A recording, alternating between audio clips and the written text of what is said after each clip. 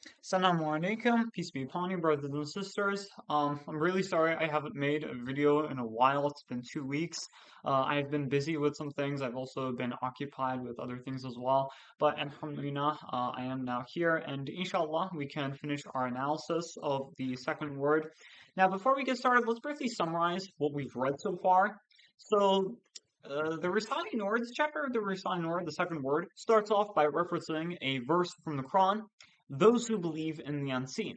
Now, the unseen means the things that we human beings cannot comprehend with the five senses, which includes the existence of God, the hereafter, the resurrection, the angels.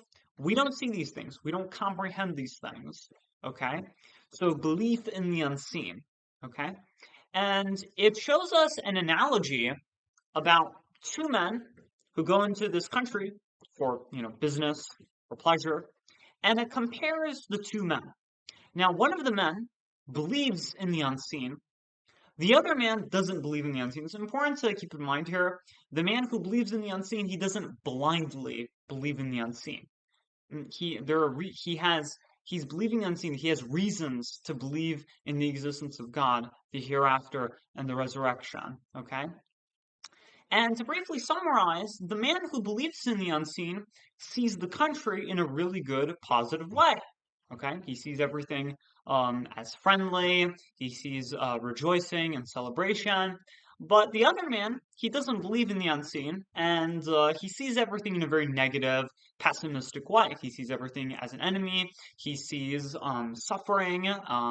He sees suppression. Okay, so he sees the country in a very negative way. And the two men go into the same country, but their belief or lack of belief affects how they see the country. Okay, so let's continue. I'm going to read a few paragraphs, and then we can then go back and analyze it. As for the other man, he is a believer. He recognizes and affirms Almighty God. In his view, this world is an abode where the names of the All-Merciful One are constantly recited, a place of instruction for man and animals, and a field of examination for man and jinn. All animal and human deaths are a demobilization. Those who have completed their duties of life depart from this transient world for another happy and trouble-free world, so that place may be made for new officials to come and work. The birth of animals and humans mark their enlistment into the army, their being taken under arms, and the start of their duties. Each living being is a joyful, regular soldier, an honest, contented official, and all voices are either glorification of God and the recitation of his names at the outset of their duties, and the thanks and rejoicing at their ceasing work, or the songs arising from their joy at working.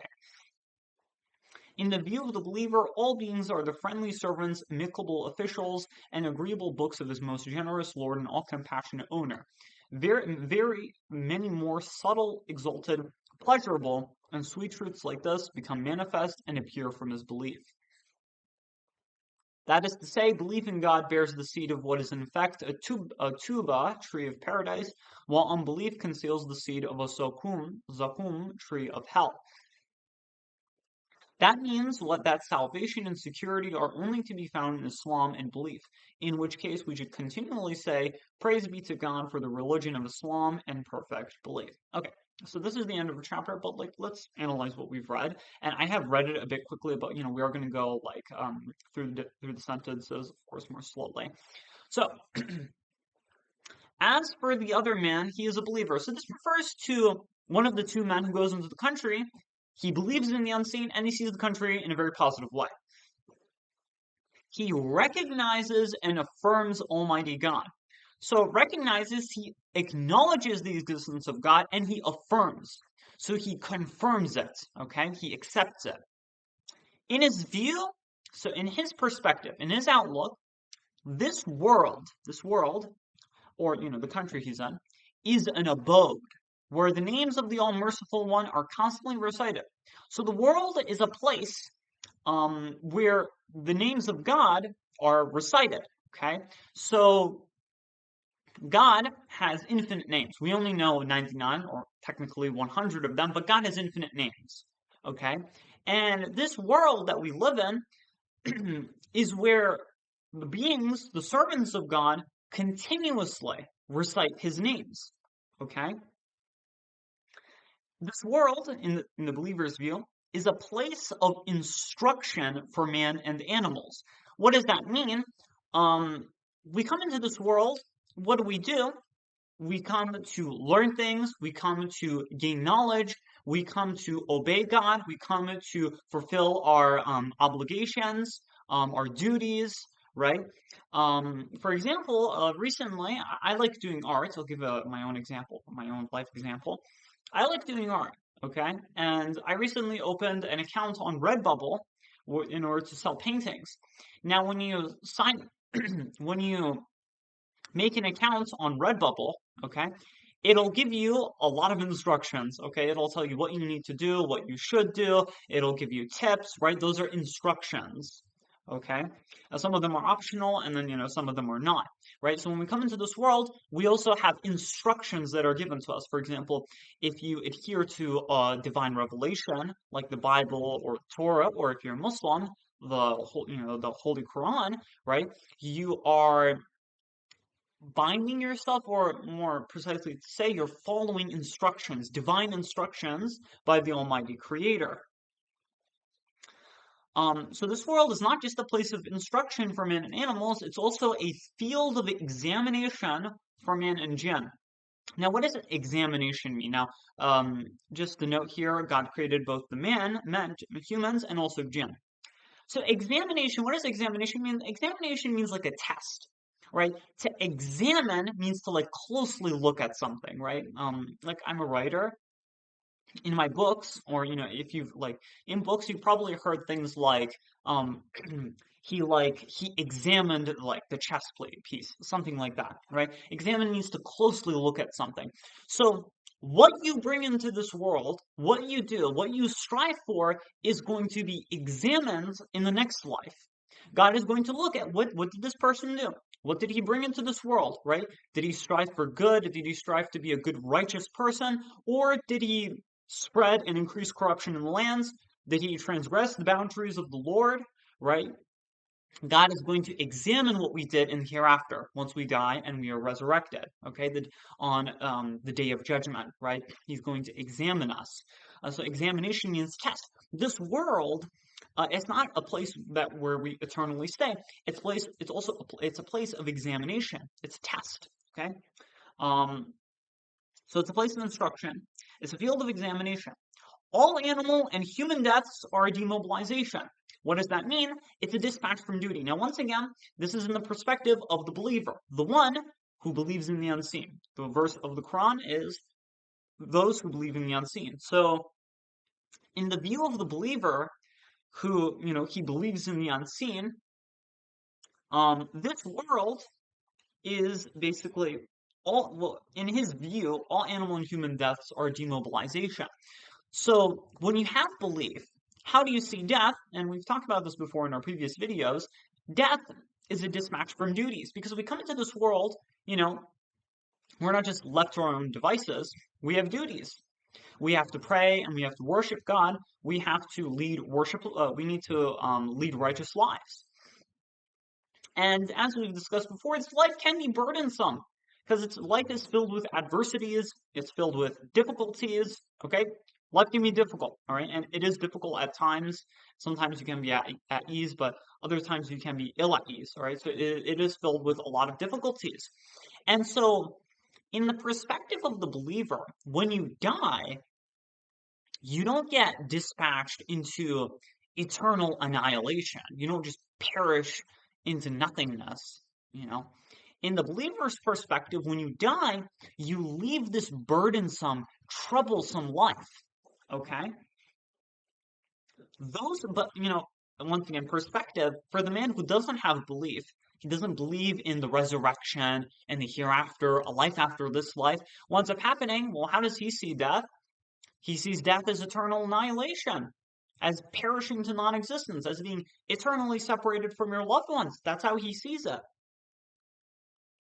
Those who have completed their duties of life, those who have done the duties that need to do, they've fulfilled their obligations, depart from this transient world. So they leave this transient world, this ephemeral life, okay? Because everything in this world is transient. We're transient, the pleasures that we experience are transient, our loved ones are transient, right? The thing about this world is that, this world is filled with pleasures. The problem is they're very short, and that brings pain because you indulge in that pleasure and then it ends, and then that's followed by pain. This world is transient, okay? So death allows us, once again, in that perspective of the believer, death allows us to leave this transient life. For this, to depart from this transient world for another happy and trouble-free world. So that's paradise. It allows us to leave this world, which is burdensome, which is troublesome, which is ephemeral, and allows us to go to a much better life, where the pleasures are a lot better and nothing ends. It's not transient. Paradise is not transient. World for another happy and trouble-free world. So that place may be made for new officials to come and work. So that in order for new people to come into this world, other people have to die. So in order for like newer generations to be born and come into this world, other people also have to leave this world. The birth of animals and humans mark their enlistment into the army. They're being taken under arms and the start of their duties. Like, for example, with an army, right? Why do you join the army, right? You join the army to, for example, defend your home, to defend your country, right? So you're taking up a duty, right? Taking up arms. And so life is like that. When we come into this world, we're taking up a duty, okay? We come into this world with a duty, all right? And there being each living being is a joyful, regular soldier, an honest, contented official. Now, this refers to all the servants of God. All the servants of God are happy, contented officials. Now, for example, I have a cat, and you might have seen my cat in one of my videos. My cat is very relaxed. He ends up sleeping most of the day, and my cat is not concerned about anything. Okay, he's not worried about the economy. He's not worried about bringing bread to the table. It doesn't think about the future. It's only focused on the present. And as human beings, we have a hard time doing that.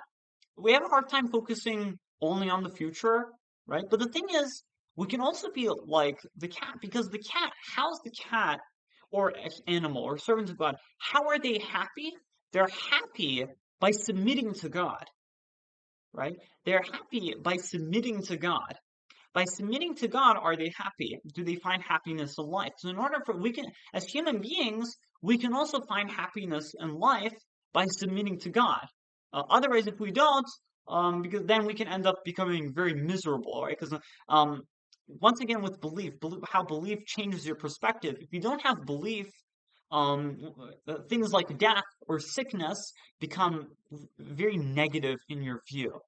Right? Death becomes something that's going to eventually come to you and is going to make you perish into non-existence, right? There's a very famous example in the Risale-i Nur given. If you're enjoying a feast, would you be able to enjoy a feast if you're going to be at some point taken to the gallows and executed? Now, I don't know about you, but I don't think I would be able to enjoy myself, even if I had the finest delicacies set up on a banquet. I don't think I would be able to enjoy that because I'm going to be executed, right? So in this life, we have all these pleasures, but how can we enjoy these pleasures if we're constantly thinking, "Oh my God, I'm going to eventually die and perish into non-existence and be eternally separated from my loved ones"? It's really hard to be at ease when you're thinking that, and you're also not just troubled by the future, which is to come, but also the past, what you've done in the past, right? Or what has happened in the past. You're also troubled by that. But the animal's not like that. The animal is only focused on the present, right? For example, on I might have mentioned this, on like Eid and whatnot, on special events, occasions. Me and my father, or sometimes other family members as well, will go to the farm and will slaughter goats or sheep, right? And while we're for example, me and my father and then someone else from the farm, right? They're cutting this goat. All the other goats and sheep are in front of them. They're just watching, and they're pretty chill. They're not really perturbed by that. I think that's how it's pronounced. They're not really disturbed by that. They're seeing their brother getting slaughtered and then ascending to heaven. They're just like focusing on their meal. I mean, if you compare, if we were, put somewhere and we viewed our brothers getting executed one by one, I think the atmosphere definitely wouldn't be very calm and tranquil. But that's just my opinion. You might disagree with me. But anyways, continuing on, where were we? All voice 30. So yeah, okay. And all voices are either glorification of God and the recitation of his names, recitation of his names at the outset of their duty. So all the voices of the servants of God are either glorifications, so they're glorifying their Lord, and the recitation of his names. Once again, God has infinite names. So the servants of God are continuously reciting his names. And this is interesting. They're reciting his names at the outset of their duties. Now, my humble opinion, I think what outset of their duties means is they are reciting the names of God. They're glorifying him through what they're doing. Okay, and this is talked about in the first word. So, for example, it's like November. I think, yeah, it's like fall. It's November. It's fall right now. What fruits are growing? Oranges. Okay, oranges are growing right now. And if I went to an orange tree, that orange which is growing is a servant of God. It is reciting the names of God. For example, what name? El Kerim, which happens to be my name, which means generous. God is generous by bestowing bounties upon us, such as that orange. And Razak, which means sustainer. God is sustaining us by giving those fruits to us. So at the outset of their duties, for example, those oranges, which is just one example, are glorifying God and are reciting his names. Okay? Are either glorifying and recitation of his name at the outset of the duties. And the thanks and rejoicing at their ceasing work. So the servants of God thank God when their work ceases, which refers to death. When you leave this world, you no longer have to do your duties, right? As human beings, when we leave this world, we no longer have to do the things that we used to do. Or the songs arising from their joy at working, or when they are working and they're happy, okay? In the view of the believers, once again, in the believer's perspective, it's always important to keep this in mind, all beings, all the servants of God are the friendly, all the servants of God are friendly, amicable officials. Amicable means like easy to get along with, very agreeable. And agreeable, this is really interesting. And agreeable books of his most generous Lord and all compassionate owner. So the servants of God are the agreeable books, are his agreeable books of the most generous Lord and all compassionate owner. It's really interesting that the word books here is used to refer to the believer, to the servants of God. I think, once again, in my humble opinion, what this means is a book points to the talents of someone, right? So, for example, this book, the Risale-i Nur, the words, was written by Bediüzzaman Said Nursi. Now, if I was told, Bediüzzaman Said Nursi, he's this wonderful scholar, he's, written this entire collection of books, he provides a very comprehensive understanding of the Quran, I would hear that, but in order to really understand that, I would need to read the book, right? For example, I'm a writer myself. If someone went to another person and said, the works of Cam are pretty good, or, the books are really, action-packed, they would need to read the books themselves in order to see that. The book shows the talents of the writer. Just like that, the servants of God, the creation, all the beings, all the creatures, point to God's attributes. They point to his names. So we talked about the orange example. All the blessings that we see from our own faculties, to all the different creatures, to basically everything in the universe, right? All the things that are functioning, all the new things that are coming into life, all of these point to the attributes of God, whether it's his generosity, his compassion, his mercy, his one of God's names is the bountiful, right? His bounty, the bountiful, that's one of his names. So the creation, God's creation, they're like books. They point to God's names and attributes. Okay, just like how, like, a book, whether it's about whatever subject, points to the talent of the writer. So if, sometimes I read like really good books, they're really cohesive, they provide really strong evidence for, what they're claiming. I'm thinking, wow, this writer must be really good at this.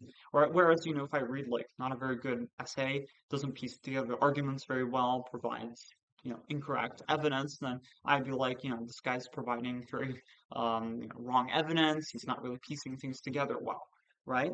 So very many, very many more subtle, exalted, pleasurable, and sweet truths like this become manifest and appear from his belief. So all the things that we mentioned in this video, all, that we read from this paragraph, right? Subtle, like pleasurable truths like these appear from belief. Because what we emphasized throughout this, what I emphasized, is like these happen from belief. Because the man has belief, he sees all of these things. Belief changes how they see. In our previous videos, we talked about how the other man sees the country, and he sees it in a very negative way. And the reason for that is because he doesn't have belief. He doesn't believe in the resurrection. He doesn't believe in the afterlife. He doesn't believe in the existence of the Lord. He doesn't believe in those things. That is to say, belief in God bears the seed of what is in effect a tuba tree of paradise. The tuba tree is a tree in heaven where the believers can like eat fruits from. Okay, so belief and a seed, when it starts as a seed, it's just like a tiny little minute seed, but it can grow up into a tree. So you can like plant a seed in your garden or whatnot, and it can grow into a tree or something else, and that can provide you with sustenance. Okay, it's God who's giving you that sustenance. So if you have belief, that seed can grow into like a pleasurable thing like the tuba tree. Or while unbelief conceals the seed of a zakum tree of hell. If you don't know, the zakum tree is a kind of tree that grows in the very pits of hell or Jahannam. And it's one of the things that tortures the disbelievers, the wicked. Okay, it's described as like a thorny bush, for example, when the disbelievers like eat from it, compelled by hunger. Obviously, not very pleasant. Hopefully, we won't enter there. Ideally, never enter there or enter there at all. So it's interesting because there's this hereafter concept with heaven and hell. But the thing is, we talked about this, I believe, in our previous video before that. You can turn this world into a kind of hell before you even like go to the afterlife or a kind of heaven. So you don't have to wait for paradise, and once again, that's not guaranteed. You can already turn this life as a believer into a paradise. Or if you're a disbeliever, you can already turn this life into a kind of hell. Because we talked about the man who sees the country in a very negative way, he gets tormented by what he sees. When he goes around the country, he sees suffering, he sees oppression, and he sees weeping orphans. He sees horrible things, and the suffering of others causes suffering to himself. He also gets tormented by what he sees, and that ends up throwing him into this hellish state. So you can only have hell or heaven happen here, depending, once again, on your belief, whether you believe in the unseen or not, whether you submit to God or not. That means that salvation and security are only to be found in Islam and belief.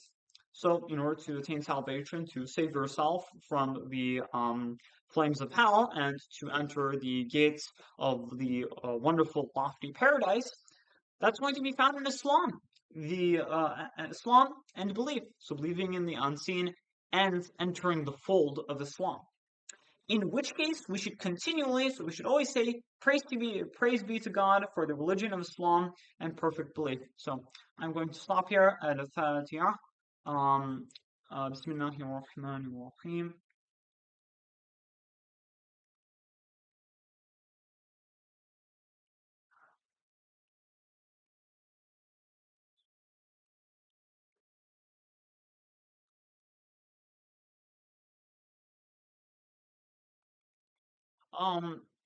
Brothers and sisters, thank you for watching. Once again, I'm sorry I haven't released a video in a while, but I hope you were able to learn something from this. And inshallah, I will see you guys next time.